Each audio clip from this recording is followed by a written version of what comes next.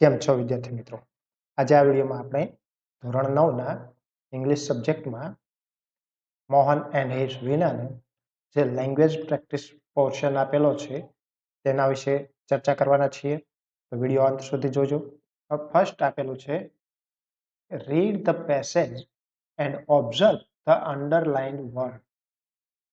પેરેગ્રાફનું આપણે રીડિંગ કરવાનું છે અને અંડરલાઇન કરેલા વર્ડ જે છે એ આપણે જોવાના છે. તો સૌપ્રથમ આપણે રીડ કરી લઈએ. 8 children were standing eagerly on the track to participate in the running event. With the sound of toy pistol, all the 8 girls started running swiftly. Swiftly એટલે ઝડપથી. After just 10 to 15 steps, one of the girls suddenly slipped and fell down. When the other 7 girls heard this sound, they stopped running, stood for a while, and turned back. They all ran back anxiously to the place where the girl had fallen down. One among them bent, lifted, and kissed the girl gently. All the 7 girls lifted carefully the girl who had fallen down. 2 of them held the girl firmly, and all 7 of them joined hands together and walked together and reached the winning post. Officials were shocked. Clapping of thousands of spectators filled the stadium. Many eyes were filled with tears, and perhaps it had reached even God. Yes, this happened in Hyderabad. All the special girls had come to participate in this event, and they were pathetic children. હવે જે આપણે paragraph read કર્યો તેના આધારે action કઈ હતી અને manners કયા હતા એ આપણે ડિવાઈડ કરવાનું છે. તો સ્ટેન્ડિંગની સાથે ઈગરલી, તો સ્ટેન્ડિંગ ઈગરલી. તેવી જ રીતે રનિંગ છે તો રનિંગ સાથે મેનર્સ આવે છે સ્વિફ્ટલી. ત્યારબાદ રેન બેક છે તો તેની સાથે મેનરમાં આવે છે એન્જિયસલી. પિક એન્ડ કિસ્ડ તો તેની સાથે આપણે મેનર્સમાં લખશું જેન્ટલી. લિફ્ટેડ તો તેની સાથે આવશે કેરફુલી. હેલ્ડ તો તેની સાથે આવશે ફર્મલી. તો અહીં stand, run, ran back, pick, kiss, lift, hold એ એક્શન વર્બ છે. જ્યારે eagerly, swiftly, anxiously, gently, carefully, firmly એ મેનર્સ છે. મેનર્સ એટલે કેવી રીતે ઊભા છે. સ્ટેન્ડિંગ તો કેવી રીતે ઊભા છે, ઈગરલી એટલે આતુરતાથી ઊભા છે. રનિંગ તો દોડવું થાય. રનિંગ સ્વિફ્ટલી તો સ્વિફ્ટલી એટલે ઝડપથી. હવે અહીં match the phrases given in the left column with the appropriate words given in the right column. Write down the correct pairs on separate sheets. Give the sheets to your teacher. The teacher will use them in a sentence. હવે અહીં description આપેલું છે manner, કે ક્રિયા કરવાની કોઈ રીત છે તો તેને વર્ણન આપ્યું છે અને એ વર્ણન માટેનો શબ્દ બીમાં આપેલો છે. તો ફર્સ્ટ આપણે જોઈએ વિધાઉટ મેકિંગ એની નોઇઝ, તો એ થશે નોઇસલેસલી અથવા સાયલન્ટલી. સેકન્ડ છે વિથ ગ્રેટ પ્લીઝર, તો એ થશે happily. In a serious manner તો એ થશે સિરિયસલી. વિથ પ્રાઇડ તો પ્રાઉડલી. વિથ ગ્રેટ સ્કિલ તો skilfully. Without making a single mistake તો faultlessly. In a natural way naturally.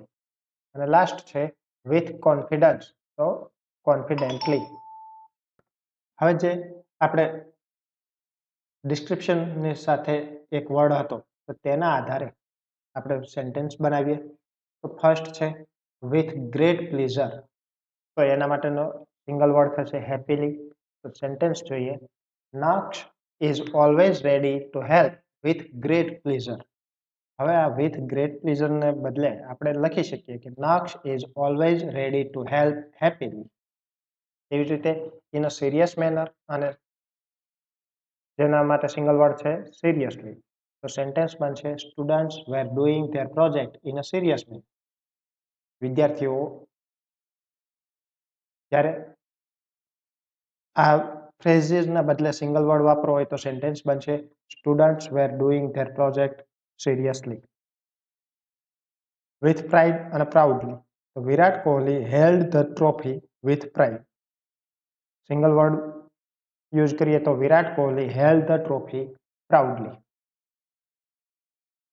With great skill, તો એના માટે વર્ડ છે સ્કિલફુલી. તો સેન્ટેન્સ થશે પર્વ was colouring the picture with great skill. Second છે પર્વ વોઝ કલરિંગ ધ પિક્ચર સ્કિલફુલી. એવી રીતે without making a single mistake. તો તેના માટે સિંગલ વર્ડ છે ફોલ્ટલેસલી. તો જીવા completed the task without making a single mistake.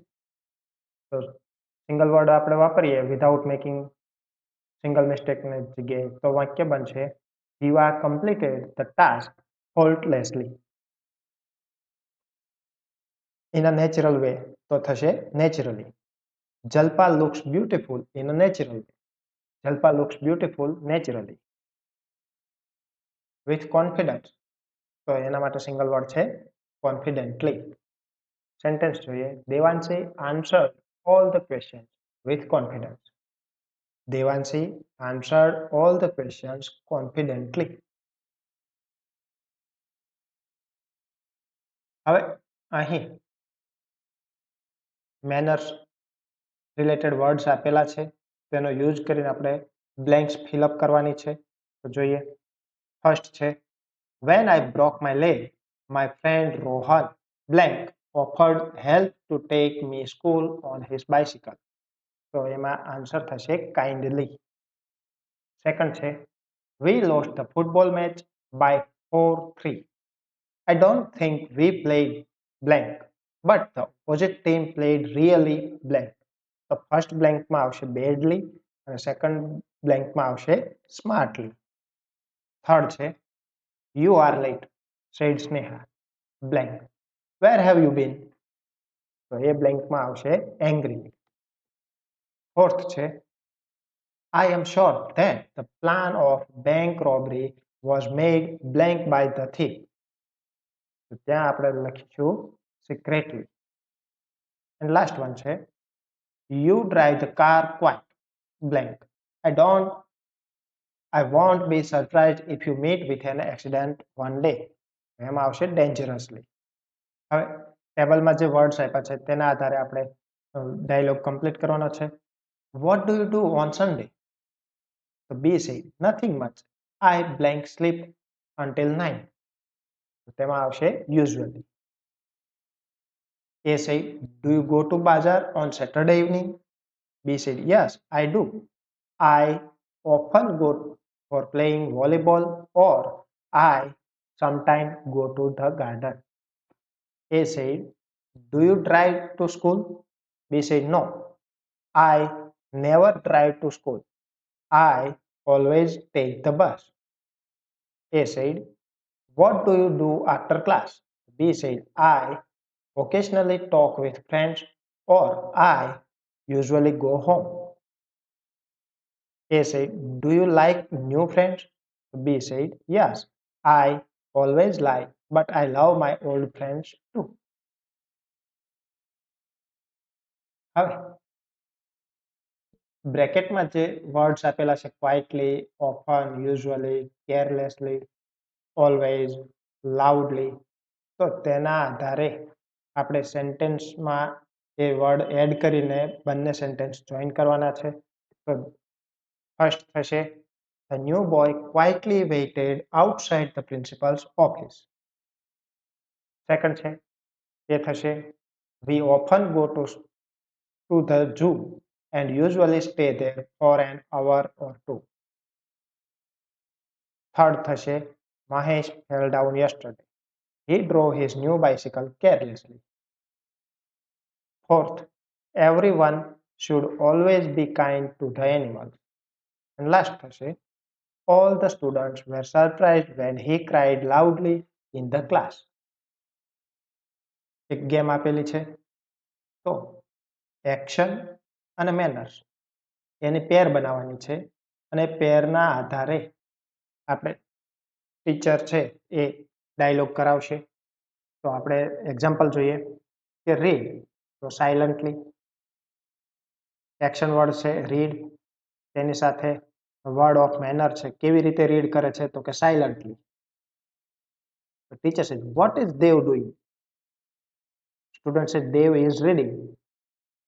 Teacher said, how is Dev reading? દેવ કેવી રીતે વાંચે છે? Student said, Dev is reading silently. Second example જોઈએ, sit અને quietly. તો અહીં એક્શન છે sit અને વર્ડ ઓફ મેનર છે quietly. Teacher says, what is Jigar doing? Student says, Jigar is sitting. Teacher asked, how is Jigar sitting? Student replied, Jigar is sitting quietly. તો આવી જ રીતે અહીં બીજી પેર આપેલી છે જે તમે આ બંને એક્ઝામ્પલના આધારે આગળ વધારી શકો છો. શાઉટ તો લાઉડલી, બિહેવ તો ચાઇલ્ડલિશલી, ક્રાય તો painfully, dance joyfully, walk slowly, laugh loudly, write quickly. Now અહીં વર્ડ્સ આપેલા છે પ્રાઉડલી, કામલી, સાયલન્ટલી, સ્વિફ્ટલી, લેઝીલી, સ્પીડીલી, હરીડલી. તો એનો યુઝ કરીને આ જે પિક્ચર સ્ટોરી છે એ આપણે કમ્પ્લીટ કરવાની છે, જે અહીં આપેલી છે. આપણે રીડ કરી લઈએ.